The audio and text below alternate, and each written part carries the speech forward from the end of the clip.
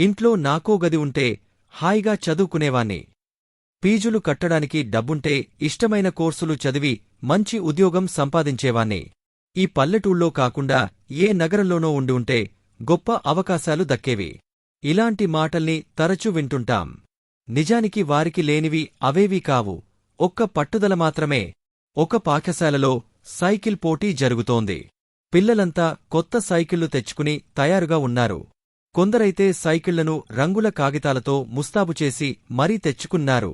పాత సైకిల్ తెచ్చుకున్న ఒకబాయిని చూసి, దీంతో నువ్వు గెలిచినట్లే అంటూ హేళన చేస్తున్నారు మిగిలిన పిల్లలు. నిజానికి అది కూడా అబ్బాయి సొంతం కాదు, పక్కింటివాళ్లని బతిమాలి తెచ్చుకున్నాడు. పిల్లల మాటలు విని అతడికి ఏడుపొచ్చింది. పోటీలో నెగ్గితే వచ్చే డబ్బుతో పుస్తకాలు కొనుక్కోవాలనుకున్నాడు. టీచర్ దగ్గరకెళ్ళి, పాత సైకిల్తో పోటీలో పాల్గొనకూడదా అనడిగాడు భయంగా. సైకిల్ కొత్తదా పాతదా అన్నది కాదు, ఎంత వేగంగా తొక్కావన్నది ముఖ్యం. పోటీ గెలిచి వాళ్లకి జవాబు చెప్పు అని ధైర్యం చెప్పారు టీచర్. దాంతో ఉత్సాహంగా వెళ్లి ప్రథమ బహుమతి గెలుచుకొచ్చాడు. పుస్తకాలు కొనుక్కోవడానికి డబ్బుల్లేవు కాబట్టి ఎట్టి పరిస్థితుల్లోనూ పోటీ గెలవాలని పట్టుదలగా ప్రయత్నించాడు. గెలిచాడు. ఆ అబ్బాయి పేరు ఆంథోనీ రాబిన్స్. ఈరోజు అమెరికాలో గొప్ప వ్యక్తిత్వ వికాస నిపుణుడిగా, శిక్షకుడిగా పేరు పొందాడు ఆంథోనీ రాబిన్స్. అతడికి 7 ఏళ్లప్పుడే అమ్మానాన్నలు విడిపోయారు. తల్లి మరో పెళ్లి చేసుకుంది. పేదరికమూ ప్రేమరాహిత్యమూ ఆ అబ్బాయిని రాటుదేల్చాయి. జీవితంలో ఎదగాలన్న పట్టుదలను పెంచాయి.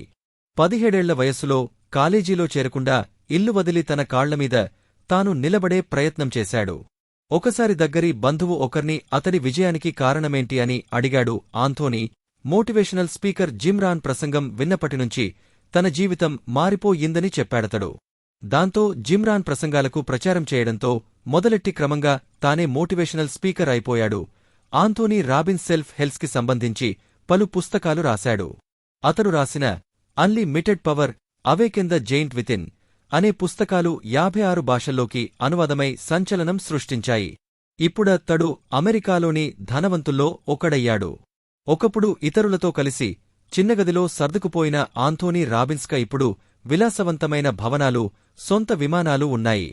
తన సంపాదనలో ఎక్కువ భాగం పేదల కోసం ఖర్చు చేస్తున్నాడు. గట్టిగా అనుకోవాలేగాని సాధించలేనిది ఏదీ లేదనడానికి ఇంతకన్నా నిదర్శనం ఏం కావాలి?